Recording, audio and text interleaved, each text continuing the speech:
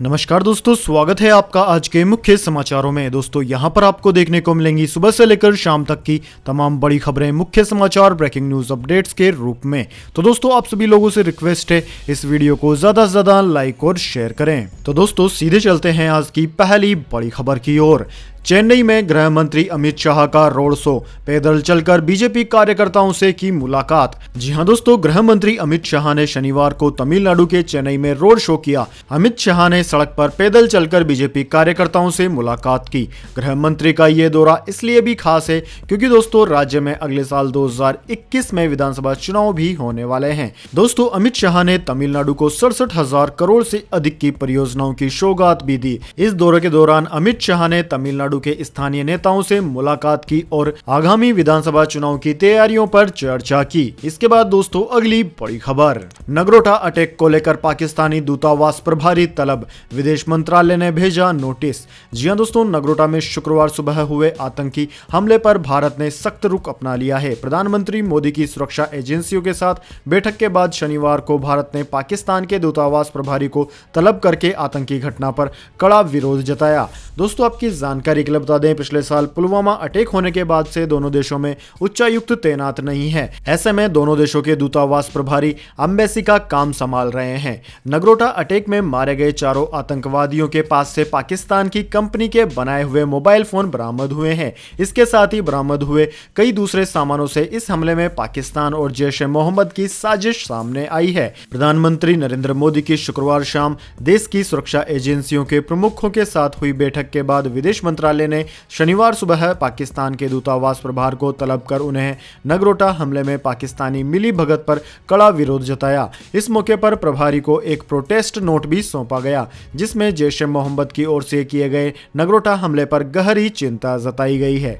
इसके बाद दोस्तों अगली बड़ी खबर, आतंक को लेकर प्रधानमंत्री मोदी ने पाकिस्तान पर किया हमला, बचाव में उतरा चीन। जी हां दोस्तों, भारत के प्रधानमंत्री नरेंद्र मोदी के पाकिस्तान पर आतंकवाद को लेकर जमकर बरसने के फौरन बाद चीन उसके बचाव में उतर आया। यहां तक कि आतंकवाद पर एक्शन लेने में नाकामयाब होने पर अंतर्राष्ट्रीय आलोचना का शिकार हो चुके पाकिस्तान की बीजिंग ने तारीफ कर डाली। चीन ने वैश्विक आतंकवाद के खिलाफ सकारात्मक योगदान करने के लिए पाकिस्तान की सराहना की है। चीन के विदेश मंत्रालय के प्रवक्ता लीजियान झाओ ने कहा है कि चीन अंतर्राष्ट्रीय आतंकवाद निरोधी भूमिका निभाने के लिए पाकिस्तान की तारीफ करता है और आतंकी बलों पर कार्यवाही के लिए पाकिस्तान का समर्थन करता है। सीपीईसी को डुबोने की कोशिशें असफल ही होंगी। बीजिंग खुद को पाकिस्तान का जिगरी दोस्त बताता है और पहले भी पाकिस्तान का बचाव करता आया है। इससे पहले दोस्तों प्रधानमंत्री मोदी ने कहा था कि जैश ए मोहम्मद की कश्मीर पर कब्जा करने की कोशिशों को नाकाम किया गया है। उन्होंने कहा था कि पाकिस्तान आधारित आतंकी संगठन जैश ए मोहम्मद के 4 आतंकवादियों का मारा जाना और हथियारों विस्फोटकों का जखीरा मिलना यह बताता है कि तबाही मचाने के उनके मंसूबे को फेल कर दिया गया है। इसके बाद दोस्तों अगली बड़ी खबर, आरबीआई ने बदल दिए नियम, अब आरटीजीएस के माध्यम से 24 घंटे 7 दिन कर सकते हैं मनी ट्रांसफर। जी हां दोस्तों, इस साल बहुत कुछ बदल रहा है, बैंकिंग सेक्टर्स भी इससे अछूते नहीं है। हालांकि दोस्तों यह बदलाव सकारात्मक है, जिसमें रिजर्व बैंक ऑफ इंडिया यानी कि आरबीआई ने रियल टाइम ग्रोस सेटलमेंट यानी कि आरटीजीएस को 24 घंटे 7 दिन 365 दिन उपलब्ध करने का फैसला किया है। अब आरटीजीएस के माध्यम से 24 घंटे मनी ट्रांसफर कर सकेंगे। वर्तमान में दोस्तों आरटीजीएस सिस्टम महीने के दूसरे और चौथे शनिवार को छोड़कर हफ्ते के सभी कामकाजी दिनों में सुबह 7 से शाम 6 बजे तक उपलब्ध होता है, लेकिन अब 24 घंटे 7 दिन यह सुविधा आपको मिल सकेगी। पिछले साल से ही एनईएफटी सेवा 24 घंटे मिलनी शुरू हो गई थी। पिछले साल दिसंबर में नेशनल इलेक्ट्रॉनिक फंड ट्रांसफर यानी कि एनईएफटी सिस्टम को 24 घंटे फुल मोड में चालू कर दिया गया था। इसके बाद दोस्तों अगली बड़ी खबर, ड्रग मामले में कॉमेडियन भारती सिंह गिरफ्तार, एनसीबी के सामने कबूली ड्रग्स लेने की बात। जी हां दोस्तों, नारकोटिक्स कंट्रोल ब्यूरो यानी कि एनसीबी ने ड्रग मामले में पूछताछ के बाद मशहूर कॉमेडियन भारती सिंह को देर शाम गिरफ्तार कर लिया। शनिवार को एनसीबी ने भारती सिंह के अंधेरी, लोखंडवाला और वर्सोवा स्थित घरों में छापेमारी के बाद भारती और उनके पति हर्ष लिबाचिया को हिरासत में लिया था, लेकिन अब विभाग ने भारती की गिरफ्तारी की पुष्टि कर दी है। हालांकि अभी तक हर्ष की गिरफ्तारी के बारे में विभाग ने कोई जानकारी नहीं दी है। भारती और उनके पति हर्ष लिवाचिया पर ड्रग्स लेने का आरोप है। एनसीबी दोनों को हिरासत में लेकर पूछताछ कर रही है। दोस्तों, आपकी जानकारी के लिए बता दें, ड्रग पेडलर से खुफिया सूचना मिलने के बाद एनसीबी ने भारती और हर्ष के घर छापा मारा था, जहां से एजेंसी को तलाशी के दौरान संदिग्ध प्राप्त, जिसे कि गांजा कहा जाता है, मिला है। एनसीबी ने एक और ड्रग पेडलर को हिरासत में लिया है। हालांकि अभी इसके बारे में ज्यादा जानकारी नहीं मिल पाई है। एनसीबी सूत्रों के मुताबिक इस ड्रग पेडलर के मामले को भारती सिंह के मामले के साथ ही जोड़कर देखा जा रहा है। दोस्तों, फिलहाल की सूचना के अनुसार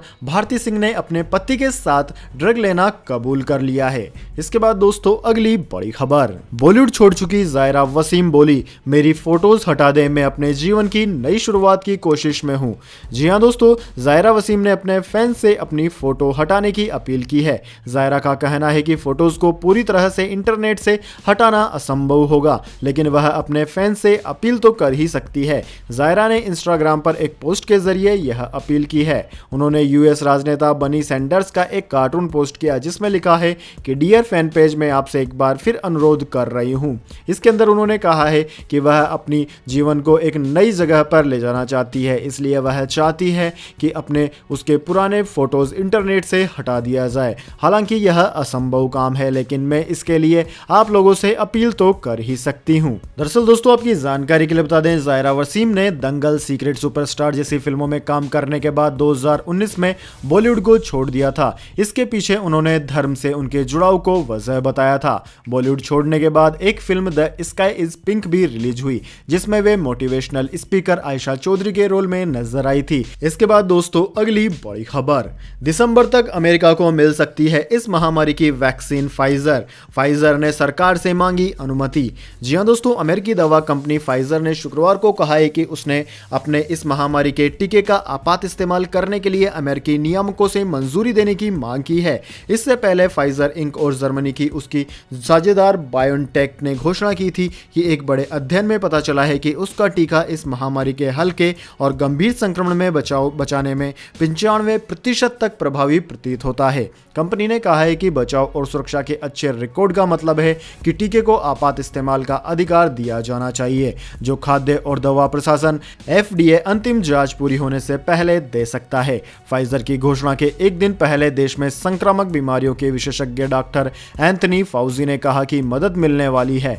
साथ ही उन्होंने कहा कि मास्क लगाना छोड़ना और सुरक्षा के अन्य उपायों को त्यागने का अभी वक्त नहीं है। उन्होंने कहा कि हमें जन स्वास्थ्य में वास्तव में दुगना काम करने की जरूरत है और हमें उस मदद का इंतजार है। इसके बाद दोस्तों, अगली बड़ी खबर, दोबारा तेजी से बढ़ने लगा इस महामारी का संक्रमण। बीते 24 घंटे में आए इतने नए केस। जानिए भारत और पूरी दुनिया की क्या है स्थिति। तो सबसे पहले दोस्तों बात कर लेते हैं भारत की। तो दोस्तों भारत की बात की जाए तो भारत में इस महामारी के अब तक 90,73,000 से ज्यादा मामले आ चुके हैं। वहीं दोस्तों इनमें से 1,32,000 से ज्यादा लोगों की मौत भी हो चुकी है। दोस्तों भारत पूरी दुनिया में कुल संक्रमित मामलों की संख्या में दूसरे नंबर पर है। भारत में सबसे ज्यादा प्रभावित राज्य महाराष्ट्र है, जहां पर 17,68,000 से ज्यादा संक्रमित मरीज अब तक सामने आ चुके हैं। वहीं दोस्तों इसके बाद में कर्नाटक, आंध्र प्रदेश, तमिलनाडु, केरला, उत्तर प्रदेश, दिल्ली, वेस्ट बंगाल, उड़ीसा, तेलंगाना, राजस्थान, बिहार, छत्तीसगढ़ आदि राज्यों का नाम आता है।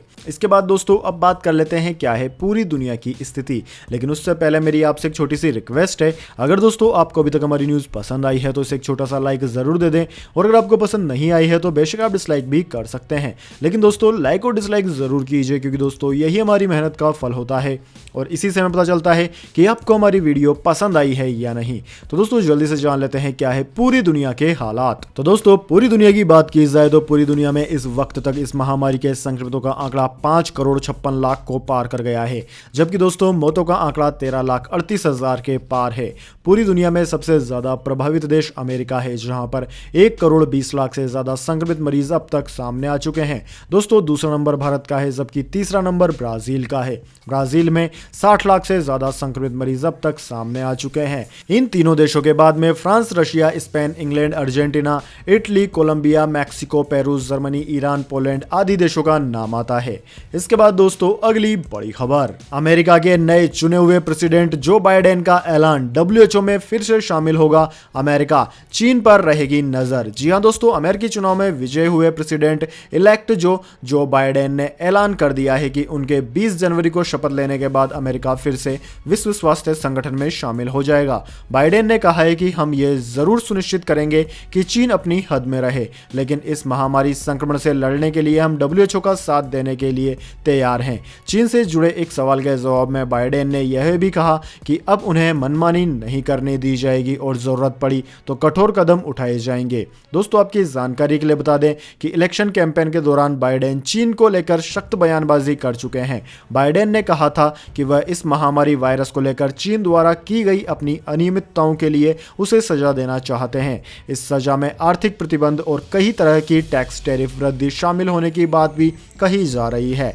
दोस्तों आपकी जानकारी के लिए बता दें, बीते अप्रैल में राष्ट्रपति डोनाल्ड ट्रंप ने नाराज होकर WHO से किनारा कर लिया था और फंडिंग भी बंद कर दी थी। ट्रंप ने आरोप लगाया था कि WHO खुलकर चीन के पक्ष में काम कर रहा है। जो बाइडेन ने कहा है कि वो चीन को सजा देना नहीं चाहते हैं, लेकिन उन्हें यह समझाना चाहते हैं कि उन्हें भी दूसरे देशों की तरह नियम कानूनों का पालन करना ही होगा, नहीं तो नतीजे बुरे होंगे। इसके बाद दोस्तों अगली बड़ी खबर, मौसम समाचार, नवंबर में पहली बार आ सकती है शीतलहर, जानिए क्या है मौसम विभाग का अलर्ट।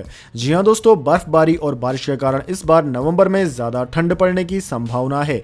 मौसम वैज्ञानिकों का कहना है कि इस साल नवंबर में ही शीतलहर आ सकती है। 14 साल में पहली बार नवंबर में दिल्ली में न्यूनतम तापमान 7.5 डिग्री पर आ गया है। दोस्तों इंडियन मेट्रोलॉजी डिपार्टमेंट के क्षेत्रीय पूर्वानुमान केंद्र के प्रमुख कुलदीप श्रीवास्तव ने बताया है कि 29 नवंबर 2006 के बाद यह पहला मौका है जब दिल्ली का तापमान नवंबर में इतना कम हुआ है। 29 नवंबर 2006 को यहां का न्यूनतम तापमान 7.3 डिग्री सेल्सियस दर्ज किया गया था। दिल्ली में इस मौसम में पहली बार शीतलहर के आसार हैं। इसके बाद दोस्तों अगली बड़ी खबर, 4 दिन तक सस्ता होने के बाद आज फिर बढ़ गया गोल्ड का भाव, जानिए क्या है आज के ताजा दाम। जी हां दोस्तों, लगातार 4 दिनों की गिरावट के बाद दिल्ली सराफा बाजार में स्पॉट गोल्ड के भाव में मामूली बढ़ोतरी दर्ज की गई है। दोस्तों बात की जाए दिल्ली सराफा बाजार की, तो दोस्तों आज दिल्ली सराफा बाजार में 10 ग्राम सोने का भाव 65 रुपए की तेजी के साथ दर्ज किया गया और नया भाव 49,551 रुपए प्रति 10 ग्राम पर पहुंच गया है।